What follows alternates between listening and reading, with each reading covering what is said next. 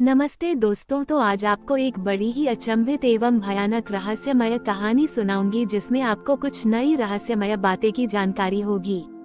तो कृपा करके अभी चैनल को सब्सक्राइब कर ले। यह मेरा दूसरा नया चैनल है ताकि और भी रहस्यमय कहानी सबसे पहले आप तक पहुंचे। धन्यवाद। तो सुनिए। कैलाश पर्वत, जिसे संसार का केंद्र कहा गया है, जहां शिव ध्यानमग्न है। हिंदू, बौद्ध, जैन और तिब्बती परंपराओं में ये पर्वत दिव्यता और रहस्य का स्रोत है। लेकिन बहुत कम लोग जानते हैं कि कैलाश के 3 नहीं 4 द्वार हैं। पूर्व, पश्चिम, उत्तर, ये तीनों ज्ञात हैं। लेकिन चतुर्थ द्वार, जिसे मृत्युकल्प द्वार कहते हैं, उसे कभी किसी जीवित ने पार नहीं किया। डॉक्टर वेदांश पारीक, एक युवा पुरातत्ववेत्ता और वेदों का गहन अध्येता, तिब्बती ग्रंथों की खोज में लद्दाख में था। उसे एक प्राचीन चंद्रशिला लिपि मिली जिस पर लिखा था: जब चौथा द्वार जागेगा तब मृत्यु स्वयं पथ दिखाएगी और जीव अमृत से परे जाएगा। वेदांश ने इसे भ्रम माना, लेकिन कुछ रातों बाद उसे स्वप्न में एक आवाज आई: कैलाश तुझे पुकार रहा है, चौथा द्वार खुलने को है। वह मानसरोवर पहुंचा। वहां एक बुजुर्ग साधु मिले, निशब्द बाबा, जो 40 वर्षों से मौन थे। लेकिन वेदांश को देखकर बोले, तू वो है जो चुना गया है। कैलाश तुझसे बात करेगा, लेकिन याद रख, चौथे द्वार से लौटना नहीं होता, वहाँ मृत्यु भी मौन हो जाती है। वेदांश हंसा, मृत्यु क्या मुझे रोक सकती है? बाबा ने उत्तर नहीं दिया। वे केवल एक हड्डियों से बनी माला उसे थमा गए और बोले, ये तुझे द्वार दिखाएगी, पर खोलने का निर्णय शिव का होगा। वेदांश ने 3 ज्ञात मार्ग पार किए: डोलमाला, यमद्वार और अष्टपद। लेकिन तभी बर्फ में एक त्रिभुजाकार चिन्ह दिखाई दिया जो किसी द्वार की ओर संकेत कर रहा था। वहाँ कोई पथ नहीं था, केवल एक सीधा ऊर्ध्वगामी पत्थर जो आकाश में खो रहा था। वह चढ़ता गया, बर्फ पिघलती रही और अचानक एक विशाल द्वार उसके सामने प्रकट हुआ। मृत्युकल्प द्वार, जिसके ऊपर लिखा था, यहाँ से आगे वाणी नहीं, केवल आत्मा बोलती है। वेदांश ने जैसे ही द्वार पार किया, शरीर चेतना से अलग हो गया। उसे ऐसा प्रतीत हुआ कि वह अब केवल प्रकाश है। उसके सामने 3 प्राचीन रक्षक खड़े थे। 1 कालऋषि, जो समय की गति से बाहर थे। 2 मौन देवी, जिनकी आंखों में ब्रह्मांड की स्मृति थी। 3 प्रलय ध्वज, एक योद्धा जिसने युगों पहले मृत्यु को बंदी बनाया था। वे बोले, यदि तू चौथे द्वार तक आया है तो उत्तर दे। स्मॉल डायमंड, सत्य क्या है? स्मॉल डायमंड, तू कौन है? स्मॉल डायमंड, और क्या मृत्यु तुझे बदल सकती है? वेदांश ने मौन साध लिया, और वही था उत्तर। तीनों रक्षक हंसे। जो मौन से उत्तर देता है वही शिव का पात्र होता है। वेदांश ने एक अनंत घाटी में प्रवेश किया, जहाँ कोई रंग नहीं था, कोई रूप नहीं, केवल अनुभूति थी। वहाँ एक सिंहासन था, पर खाली, और फिर एक प्रकाश उसके भीतर से फूटा, शिव तुझ में है। वहीं एक त्रिशूल आकाश से गिरा और वेदांश के सामने थम गया। उसने उसे उठाया, और वही क्षण था जब चौथा द्वार हमेशा के लिए बंद हो गया। लोग कहते हैं, डॉक्टर वेदांश गायब हो गया, लेकिन मानसरोवर के किनारे अब एक चट्टान पर एक नया प्रतीक उभर आया है। त्रिशूल और चतुर्थ द्वार का चिन्ह, और एक साधु बैठा रहता है वहाँ, जिसका चेहरा शांत है और आंखें कहती हैं, मैं लौटा नहीं, मैं अमृत से परे गया हूँ। कैलाश के चतुर्थ द्वार के भीतर वेदांश अब एक चेतना मात्र बन चुका था। वह शरीर नहीं था, समय का कोई बंधन नहीं था, न गति थी, न थकावट।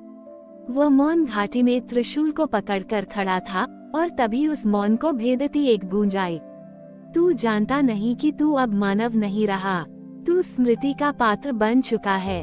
वेदांश पलटा। वहाँ एक विशाल पुरुष खड़ा था, प्रलय ध्वज। वह एक असाधारण योद्धा था, काले अस्त्र, सुनहरी त्वचा, और उसकी पीठ पर एक शंख की आकृति जल रही थी। वेदांश ने पूछा, तुम कौन हो? प्रलय ध्वज ने उत्तर दिया, मैं वह हूँ जिसे देवताओं ने मृत्यु का रक्षक बनाया। जब अंतिम प्रलय हुआ और देवता छिप गए, तब मैं ही वह था जिसने मृत्यु को बांध दिया ताकि युग कुछ और आगे बढ़ सके। प्रलयध्वज ने आकाश की ओर देखा और वहां अचानक 3 आकाशीय द्वार प्रकट हुए।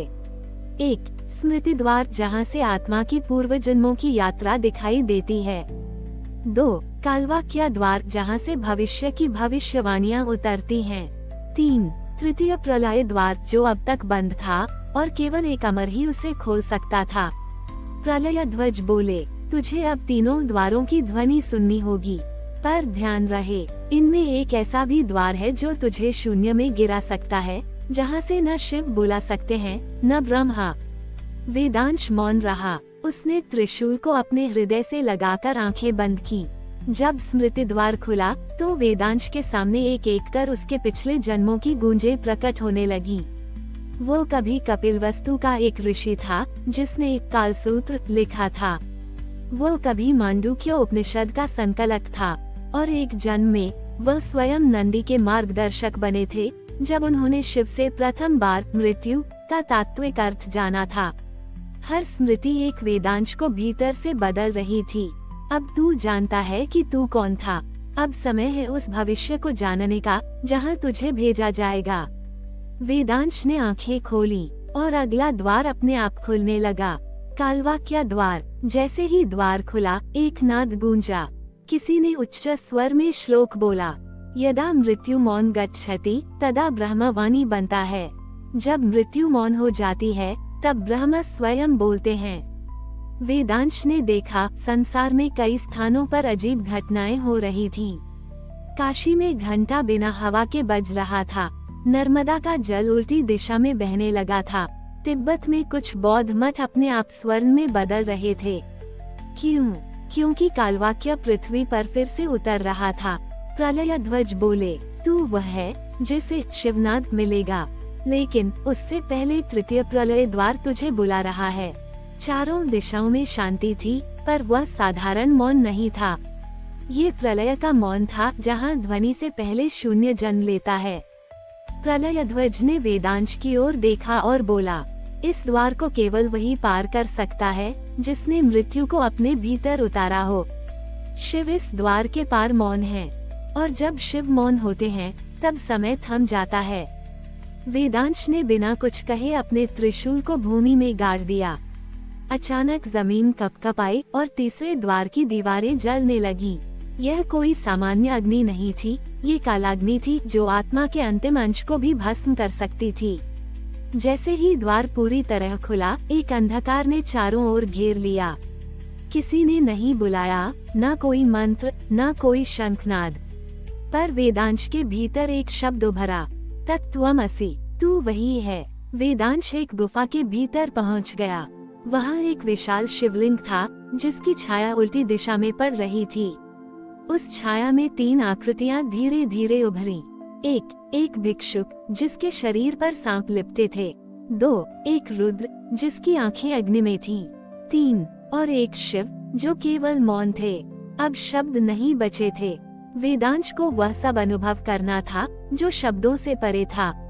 उसे अपने जीवन की अंतिम इच्छा छोड़नी थी, जो थी, मैं जानना चाहता हूँ कि मृत्यु के बाद क्या है।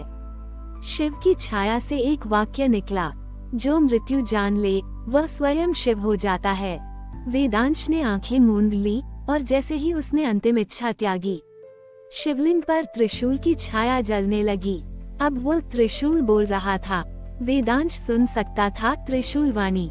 3 शूलों को जिसने पार किया वही स्वयं त्रिकाल में प्रवेश करता है। पहला शूल अतीत की ग्लानि, दूसरा शूल वर्तमान की आकांक्षा, तीसरा शूल भविष्य का भय। जो तीनों को त्याग दे वही अमृत को छू सकता है। वेदांश ने अब समझ लिया, वो किसी साधारण साधना में नहीं था। वो मृत्यु को पी रहा था जैसे शिव ने कालकूट पिया था। अब समय था शरीर में रहते हुए मृत्यु का अनुभव करने का। कैलाश के गहनतम तल में एक चक्र खुला जिसे कपालकुंड कहा गया। कहा जाता था कि यहाँ शिव की जटाओं से काल की नदी बहती है, पर इस नदी को छूना ही आत्मा की अंतिम परीक्षा है। प्रलयध्वज बोला, जो इस जल को पी ले वो मृत्यु से परे नहीं, मृत्यु का मालिक बन जाता है। इस जल को पीते ही कालपंथ जागता है, और यदि साधक तैयार ना हो तो वो शून्य गति में गिर जाता है। वेदांश तैयार था। उसने एक बूंद अपने मस्तक पर छुआई। वो क्षण उसका जन्म नहीं बल्कि दूसरा ब्रह्मांड था। जैसे ही वेदांश ने कपालकुंड के जल को अपने मस्तक पर लगाया, समय का प्रवाह थम गया। चारों दिशाएं उल्टी चलने लगीं। वह स्वयं को भूत, वर्तमान और भविष्य तीनों में एक साथ देख रहा था। वो एक अंधेरे मार्ग पर था जिसे कालपंथ कहते हैं। यह मार्ग किसी भूमि पर नहीं था, न ही आकाश में। ये था मृत्यु और पुनर्जन्म के बीच की संकरी रेखा। हर कदम पर एक प्रश्न हवा में तैरता था। क्या तू केवल जानना चाहता है या स्वयं होना चाहता है? उद्धरण चिन्ह। वेदांश आगे बढ़ता गया। एक स्थान पर उसने अपना ही शरीर देखा, भस्म हो चुका था, फिर भी शांति थी। दूसरी ओर उसने अपने गुरुओं को देखा, वे चुप थे पर आंखें बोल रही थीं। तू अब हमें भी पार कर गया। प्रवेश उस क्षेत्र में जहां आत्मा मार्ग बनती है। जैसे ही कालपंथ के अंतिम छोर पर पहुंचा, एक अग्नि में वृत्त उसके चारों ओर प्रकट हुआ। वहां 3 साधु प्रतीक्षा कर रहे थे। 1 श्रुति ऋषि जो समय को सुनते हैं। 2 दृष्टि तपस्वी जो भविष्य को देखने वाले हैं। 3 मौन योगी जो मृत्यु में बैठकर ब्रह्म के मौन को समझते हैं। तीनों ने वेदांश से एक साथ कहा, अब तू वह नहीं जो पूछता था, तू वह है जिससे अब उत्तर निकलेगा। वेदांश मौन हो गया। उस क्षण शिव प्रकट हुए। ना कोई ज्योति, ना तांडव, ना त्रिशूल। वे केवल एक श्वास की तरह थे, अनुभव में परंतु निर्लिप्त। उन्होंने कुछ नहीं कहा, पर वेदांश को लगा जैसे हजारों ब्रह्मांड उसके भीतर गूंजने लगे। अब तू मेरा वाणी है, मैं मौन रहूंगा और तू इस युग को मृत्यु के परे का संदेश देगा। शिव अंतर्धान हो गए। वेदांश अब लौट आया, पर वह वैसा नहीं रहा। उसकी आंखें अब समय नहीं देखती थीं, वे अब सत्य दिखाती थीं। वह कैलाश के बाहर आया, जहां हिमपात हो रहा था। वहीं बैठा और पहली बार बोला, मृत्यु केवल अंत नहीं है, वह शिव का द्वार है। जो कोई उससे डरता नहीं, वह अमर नहीं, अपार हो जाता है। कैलाश अब शांत नहीं था। उसकी शांति अब चेतना बन चुकी थी, और उस चेतना का आकार बन चुका था वेदांश। हिमगिरी की एक पुरानी शिला पर कभी लिखा गया था, जब कोई आत्मा त्रिकाल पार कर मौन में प्रवेश करेगी, तब कैलाश उसे स्वीकार करेगा और वह साधक पर्वत बन जाएगा। आज वही पूर्ण हुआ था। वह गहन ध्यान में बैठ गया। किसी ने कुछ नहीं पूछा, क्योंकि अब उसकी उपस्थिति ही एक उत्तर थी। चारों दिशाओं से रक्षा शक्तियां आईं। नंदी, भैरव, सप्तऋषि, तंत्र रक्षक, सिद्धगण, सबने उसका अंतिम चक्र स्नान किया, जिसे कहते हैं शून्याभिषेक।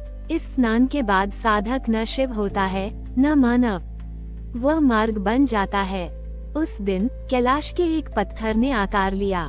वहाँ एक नया शिखर उभरा, जिसका रंग शिव के गले के नीलवर्ण जैसा था। कई युग बाद भी तीर्थयात्री उस शिखर को वेदांश शिखर कहते हैं, और कहते हैं ये वही स्थान है जहाँ मृत्यु मौन हुई थी, और मौन ही ब्रह्म बन गया था। कुछ पीढ़ियां बाद एक छोटा बालक अपनी माँ से पूछता है, माँ, कैलाश के उस नीले शिखर पर कोई है क्या? माँ मुस्कुराती है, हाँ, वहाँ कोई है, जो अब कोई नहीं, केवल शिव का मौन है। कई शताब्दियां बीत चुकी थीं। कैलाश पर बर्फ अब और भी श्वेत और भी निश्चल हो चुकी थी। परंतु एक रात्रि, जब पूर्ण तिमिर और पूर्ण चंद्र एक साथ थे, कैलाश की चोटी पर नीला प्रकाश फूट पड़ा। उस रात तिब्बत के एक छोटे बालक ताशिंग ने स्वप्न देखा। एक तपस्वी बर्फ के नीचे समाधि में था, और उसकी सांसें हवा में मंत्र बनकर उड़ रही थीं। स्वर गूंज रहा था, मैं समय नहीं, उसकी दिशा हूँ। वह बालक अचानक उठा। उसके सिर पर वेद जैसा चिन्ह चमक रहा था, जिसे गांव वाले कालालिपि कहते थे। तीसरे दिन ताशिंग चल पड़ा अकेले। कहते हैं वो बिना भोजन, बिना भय, सीधा कैलाश के वेदांश शिखर की ओर बढ़ा। वहां पहुंचते ही उसने अपनी हथेली जमीन पर रख दी। वही क्षण था जब चट्टान में से एक धीमी ध्वनि निकली, स्वर पुनः जागृत हुआ है। वेदांश चेतना अब दिशा ग्रहण करेगी। नया साधक जन्म ले चुका है। एक वृद्ध तिब्बती सन्यासी जो वर्षों से मौन था, अचानक बोला, जब वेदांश चेतना पुनः जन्मेगी, शिव के 5 द्वार खुलेंगे और अंतिम द्वार का रहस्य ब्रह्मांड के स्वरूप को बदल देगा। अब कहानी फिर शुरू होती है नवसाधक ताशिन की यात्रा से, जिसे लोग कालशिष्य कहेंगे। वह कैलाश में छुपे 5वें द्वार की खोज करेगा, जो ना मृत्यु है, ना जीवन, बल्कि स्वर के परे की भाषा है जिसे केवल वेदांश की चेतना समझ सकती है। कैलाश अब मौन था। वेदांश की चेतना एक अदृश्य रेखा की तरह पर्वत की शिलाओं में विलीन हो चुकी थी। कभी जो साधक था, वह अब मार्ग बन गया था उन यात्रियों के लिए जो स्वयं को खोजने आते हैं। कई युग बीत गए। कैलाश के उस शिखर पर, जहां नीला प्रकाश फूटा था, अब केवल एक श्वेत पत्थर है, जिस पर कोई नाम नहीं लिखा, कोई तिथि नहीं, कोई मंत्र नहीं। फिर भी वहां खड़े होते ही हृदय मौन हो जाता है। क्यों? क्योंकि वहां अभी भी वेदांश की चेतना गूंजती है, जो कहती है, तुम मृत्यु नहीं हो, तुम स्वर हो। स्वर जो मौन से उपजा है और जो कैलाश तक पहुंचता है, वो स्वयं कैलाश बन जाता है। न मैं जीव हूँ, न मृत्यु हूँ, न पथ हूँ, न यात्री। मैं वह मौन हूँ जो सबके भीतर बोलता है। हमारी और भी आध्यात्मिक एवं अनोखी कहानियाँ देखने के लिए हमारे चैनल पर जाएं तथा धार्मिक एवं पौराणिक अनोखी कहानियाँ हमारे चैनल पर है। कृपया जाके देखें तथा हमारे चैनल को सब्सक्राइब करके रखें और वीडियो लाइक जरूर करें। धन्यवाद।